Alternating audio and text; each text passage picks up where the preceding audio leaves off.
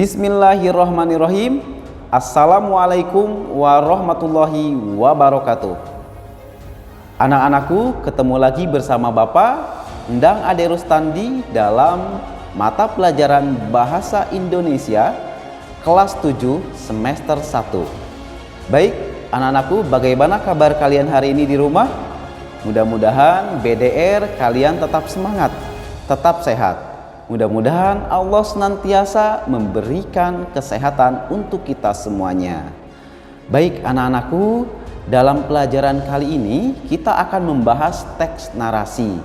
Tapi sebelum kita masuk ke materi yang akan kita bahas, mari kita ucapkan basmalah dulu agar Allah senantiasa memberikan kemudahan dan kelancaran serta pemahaman untuk kita dalam memahami materi yang akan kita pelajari. Bismillahirrahmanirrahim. Anak-anakku, dalam kali ini sebelum masuk materi pembelajaran, kalian harus mengetahui kompetensi dasar dan tujuan pembelajaran. Di antaranya adalah mengidentifikasi unsur-unsur teks narasi atau cerita fantasi yang dibaca atau didengar.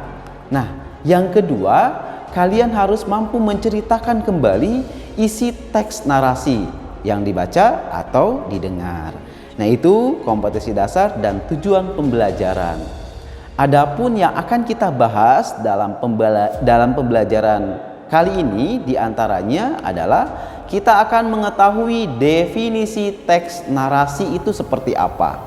Yang kedua, kalian akan mengetahui tujuan dari teks narasi.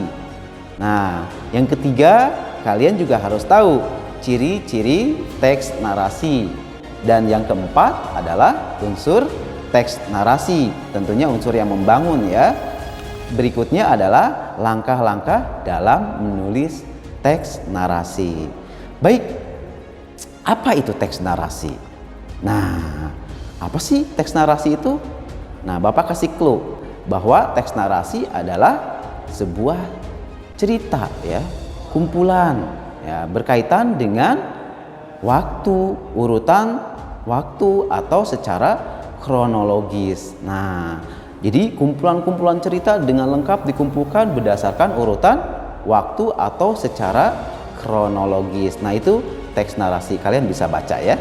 Nah, berikutnya berkaitan dengan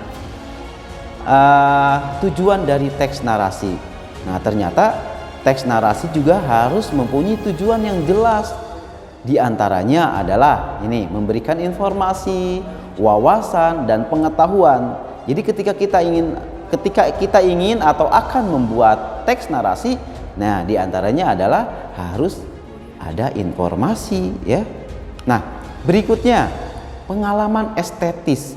Apa itu estetis?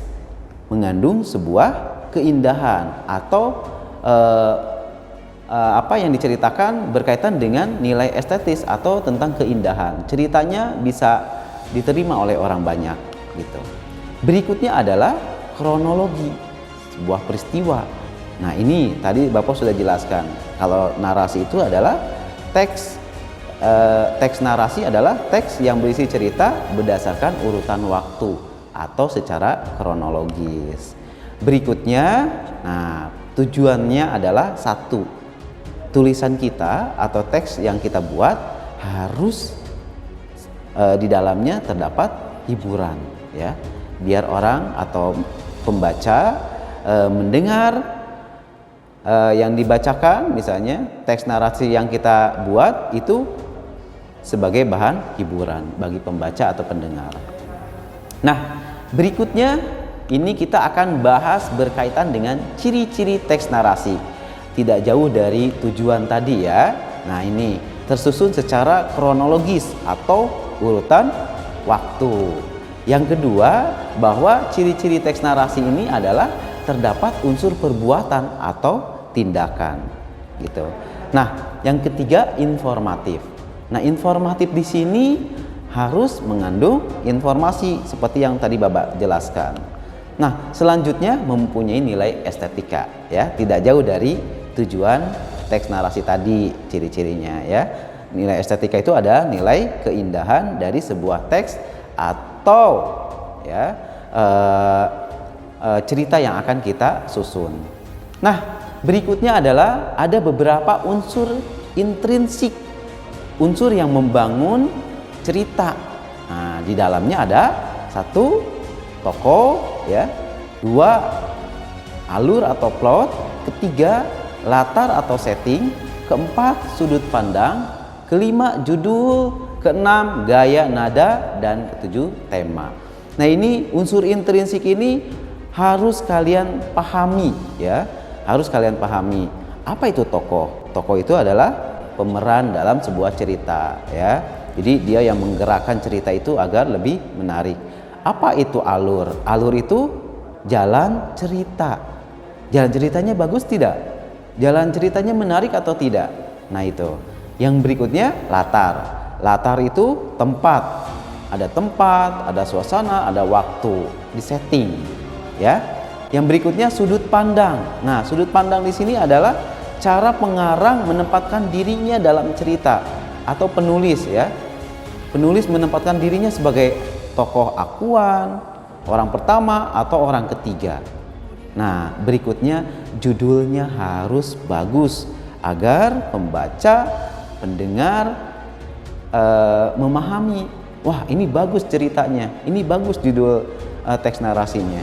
Nah, berikutnya gaya. Nah, seperti apa nih gaya dan nadanya? Jadi harus biar orang tertarik dengan tulisan kita harus seperti apa gaya bahasanya, gaya penulisannya. Nah, selanjutnya tema. Tema ini adalah lingkup besar. Pembaca atau pendengar harus mengerti apa yang diceritakan, apa yang ditulis. Nah, tema itu adalah bagian dari poin-poinnya lah, poin penting dari cerita itu. Selanjutnya ada langkah-langkah ketika kalian menulis teks narasi. Tentunya dari tadi kalian sudah pahami apa itu teks narasi, ya. Di antaranya adalah kalian harus menentukan topik. Nah, ini penting sekali. Jadi ketika kalian menulis teks narasi, teks cerita, itu kalian tentukan topiknya apa dulu nih. Yang lagi hangat-hangatnya sekarang seperti apa. Nah, misalnya tentang wabah corona ini. Silakan tulis, oh ini topiknya tentang wabah atau penyakit.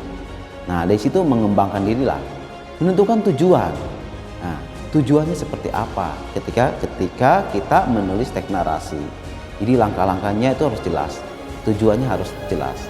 Nah, selanjutnya, karena tadi misalnya topiknya tentang wabah. Nah, sekarang kumpulkan bahan atau data. Apa saja nih? Misalnya informasi tentang penderita COVID-19 ada berapa di Indonesia. Nah, itu bagian dari bahan atau data yang kalian bisa tuliskan dalam teks narasi itu. Berikutnya, menyusun kerangka. Nah, kerangkanya seperti apa nih teks narasi? Mulai dari topik apa saja yang akan dibahas dan lain sebagainya. Selanjutnya mengembangkan kerangka dalam tulisan. Nah, dikembangkan lagi tuh. Sudah topiknya sudah ada, terus kerangkanya sudah ada. Kalian tinggal kembangkan. Berikutnya koreksi dan revisi, ya. Jadi setelah tersusun tulisannya, kalian koreksi dulu tuh. Takut ada yang salah, dievaluasi lagi, direvisi lagi lebih bagus, ya. Selanjutnya kalian baru menulis naskah yang telah direvisi. Nah, dari situ kalian akan memahami, oh teks narasi itu seperti ini. Nah, kalau kalian tahu apa itu teks narasi, ya, tujuannya, ciri-cirinya, terus seperti apa kita untuk membuat teks narasi itu, langkah-langkahnya harus kalian pahami. Baik, di sini ada Bapak cuma kasih satu contoh saja, ya. Cerita ini diambil dari Surat Kecil untuk Tuhan. Mungkin kalian sudah pernah baca novelnya. Ya, ini ternyata dalam novel ini banyak sekali narasi-narasi yang cerita-cerita yang luar biasa bagus, ya. Nah, itu salah satu contoh teks narasi. Kalian bisa baca juga di buku paketnya, ya. Silakan dibaca di bab 2, ya. Silakan dibaca. teks narasi banyak, atau kalian bisa browsing di internet tentang teks narasi itu apa dan lain sebagainya. Baik anak-anakku, itu saja yang bisa Bapak sampaikan materinya, mudah-mudahan kalian paham. Kalau tidak paham, ulangi lagi saja video ini, putar kembali. Bapak ucapkan terima kasih atas perhatiannya. Mudah-mudahan apa yang Bapak sampaikan bermanfaat untuk kalian semuanya. Terima kasih atas perhatiannya, terima kasih atas konsentrasi kalian dalam memahami materi yang Bapak sampaikan. Bapak ucapkan terima kasih. Assalamualaikum warahmatullahi wabarakatuh.